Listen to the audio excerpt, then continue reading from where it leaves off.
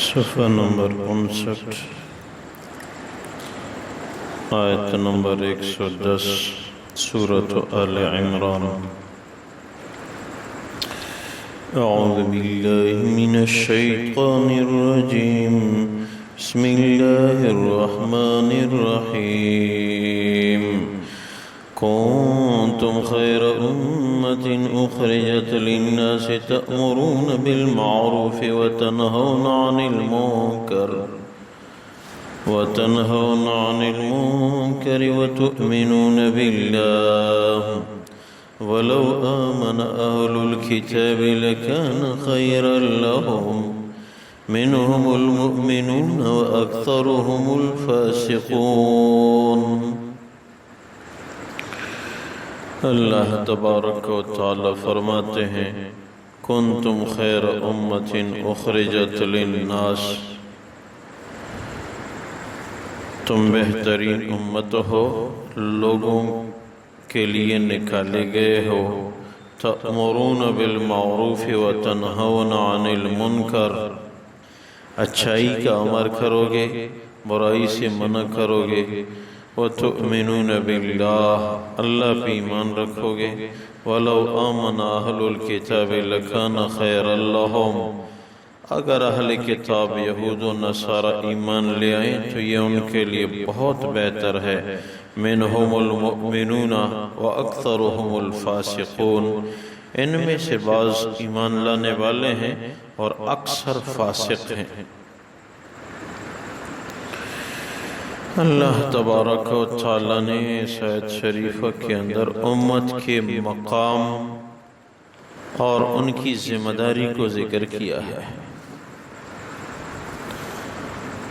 اس امت کا ایک خصوصی مقام ہے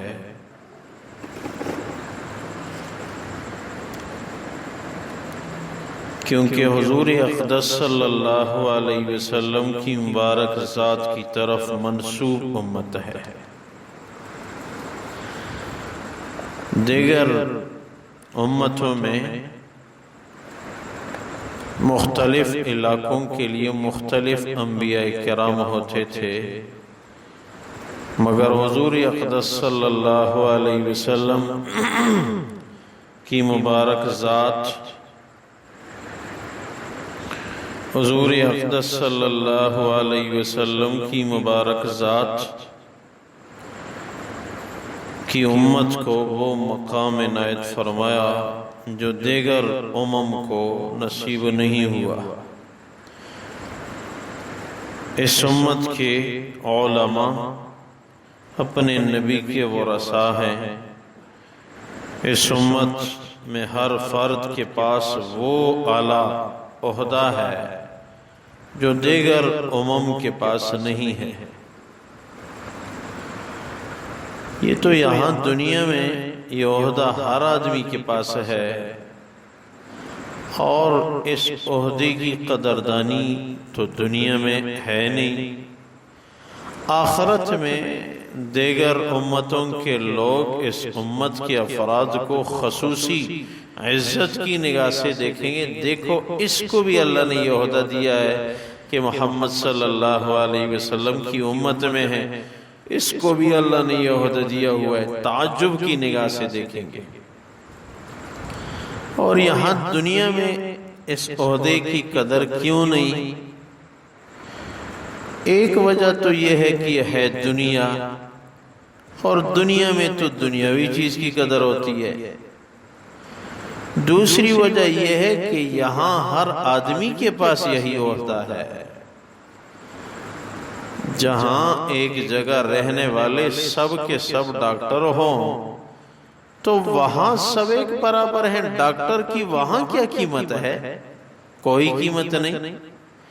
ڈاکٹر کی قیمت تو وہاں ہے جہاں دیہات میں کوئی ڈاکٹر نہیں، وہاں اس کی عزت ہے۔ جہاں خیبر میڈیکل کالج ہے وہاں تو سارے ڈاکٹر ہیں، وہاں ڈاکٹر کی کیا حیثیت ہے؟ ڈاکٹر کی حیثیت تو تب ہوگی جب وہاں ڈاکٹر نہ ہو۔ تو یہاں ہر آدمی کے پاس یہ عہدہ ہے، اس لیے اس کی قدر نہیں ہے۔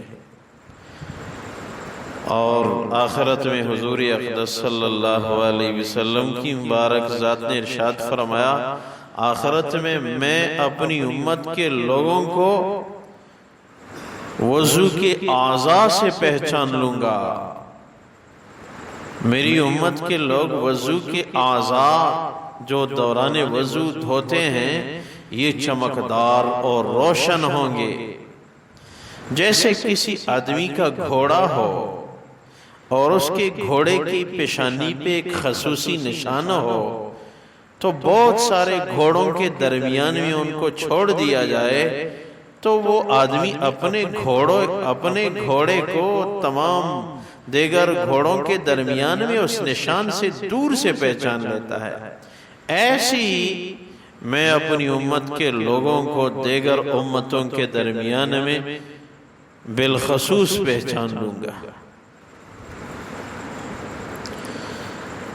اور ساتھ اس امت کی ایک ذمہ داری، تأمرون بالمعروف وتنہون عن المنکر، اچھائی کا امر کریں گے اور گناہ سے روکیں گے۔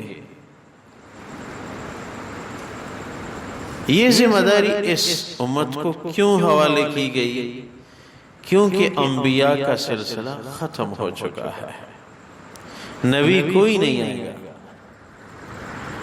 اگر کوئی نبی یہ کہے، کوئی آدمی یہ کہے بھی کہ میں نبی ہوں، وہ جھوٹا ہے اور کذاب ہے۔ اور حضور اقدس صلی اللہ علیہ وسلم کی مبارک ذات نے ارشاد فرمایا کہ 30 نبوت کا دعویٰ کرنے والے تو سرکردہ افراد آئیں گے، وہ ان کے پاس ایک معاشرے میں ایک مقام ہوگا، دنیاوی اعتبار سے وہ نبوت کا دعویٰ کریں گے، لیکن قرآن کا فیصلہ ہے، احادیث کا فیصلہ ہے کہ حضور اقدس صلی اللہ علیہ وسلم کی مبارک ذات کے بعد کوئی نبی نہیں آئے گا۔ اور مغربی قوتیں جب یہاں سے نکل رہی تھیں، برطانوی حکومت کا جب برصغیر پاک و ہند میں خاتمہ ہوا ہے تو انہوں نے اس خطے میں یہ بیج چھوڑ دی ہے۔ 1901 میں غلام احمد قادیانی نے نبوت کا دعویٰ کیا اور مالی تعاون دے کے اتنے سارے افراد اس عقیدے پہ تیار کر لیے کہ ان کی نسلیں اب تک وہ خراب بیج کا اثر چلا رہا ہے۔ یہ انہوں نے ابھی بھی اس کے پیچھے بہت بڑی محنت ہے کہ مسلمانوں کے اندر یہ تفرقہ ڈالا جائے کہ ایک نبی کے قائل یہ نہ ہو۔ جب مسلمان اپنے نبی کا قائل نہیں رہے گا، یہ مغربی قوتوں کو علم ہے، وہ بھی اہل کتاب ہیں، ان کو اس بات کا علم ہے کہ حضور اقدس صلی اللہ علیہ وسلم کی مبارک ذات کے علاوہ دوسرا کوئی بھی نبی نہیں ہے، یہ ان کو علم ہے۔ اور یہ بھی ان کو علم ہے کہ جب مسلمانوں میں بعض افراد دوسرے نبی کے قائل ہوں گے تو مسلمانوں سے اللہ کی مدد اٹھا دی جائے گی۔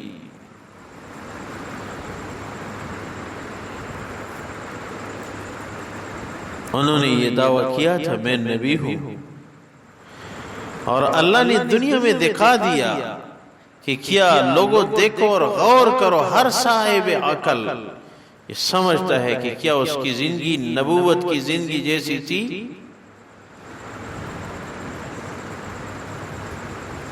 اس زمانے کے علماء نے لکھا ہے کہ وہ کوئی آدمی آیا اور اس نے یہ پوچھا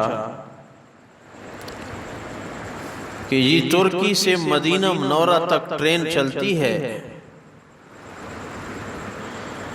آپ یہ بتائیں کہ یہ ٹرین سلسلہ آگے ترکی سے مدینہ منورہ اور مدینہ منورہ سے مکہ مکرمہ تک یہ آگے بڑھ جائے گا کہ نہیں؟ کیونکہ آپ نبی ہیں، آپ کو وحی آتی ہے، آپ کو علم غیب کی اطلاع آتی رہتی ہے۔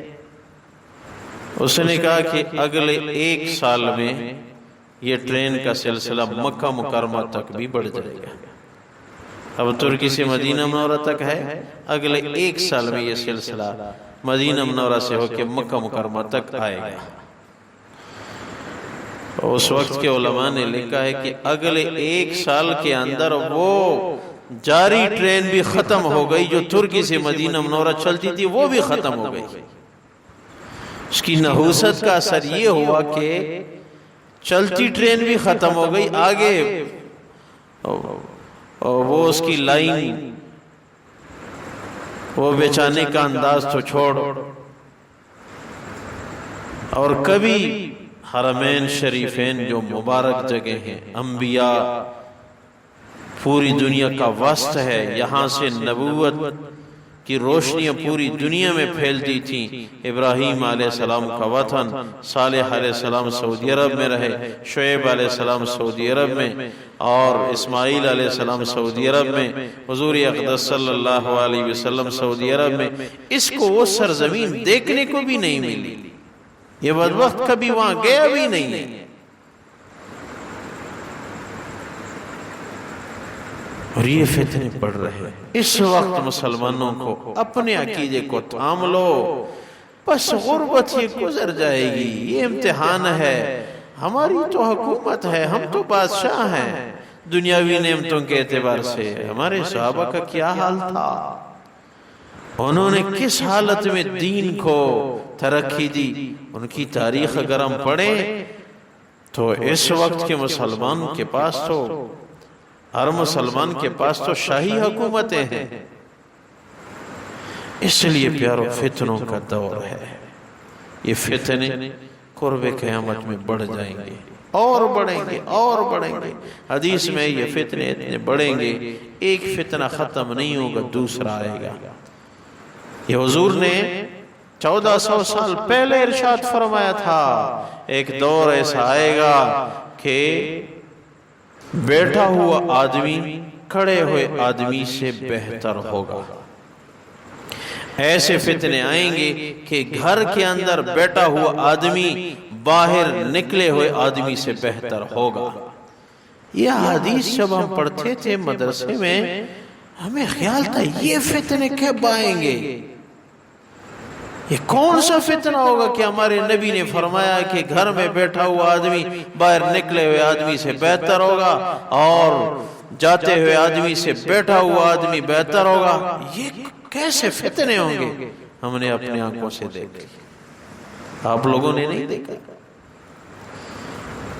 ایسے فتنوں کا کبھی کسی نے سوچا تھا؟ نہیں۔ اور فتنے آئیں گے اور ایسے بڑھ کے آئیں گے، یہ ہمارے نبی کا فرمان ہے۔ قرب قیامت میں فتنے ایسے آئیں گے جیسے تسبیح کی تار ٹوٹ جائے اور اس کے دانے مسلسل زمین پہ گر رہے ہوں۔ ہمارے نبی نے یہ مثال دی ہے، ایسے مسلسل فتنے آئیں گے۔ اور پھر فرمایا بھی ہے فتنوں سے نجات کیا ہے، میری امت کے لیے فتنوں سے نجات قرآن ہے۔ اس لیے قرآن سیکھو، سکھاؤ، قرآن کی تلاوت یہ فتنوں سے نجات ہے۔